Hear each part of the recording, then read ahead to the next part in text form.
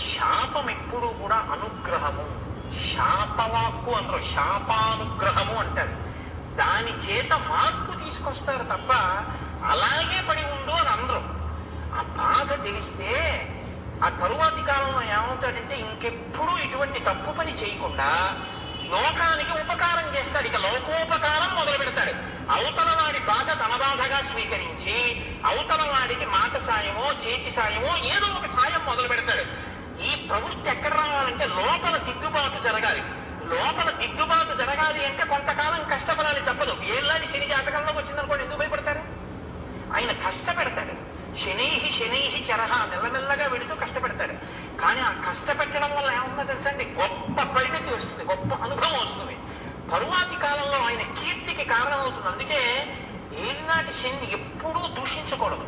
మీరు ఆయన్ని నమస్కారం చేసి ప్రార్థన చేస్తే ఆయన దాన్ని ఇంకొకలా మారుస్తాడు. ప్రతిరోజు తిరగవలసిన దాన్ని గుడి చుట్టూ తిరగడంగా మారుస్తాడు భక్తిచ్చి. కాబట్టి ఇప్పుడు శాపానుగ్రహం ఇందుకు ఇస్తారు, మార్పు తీసుకురావడం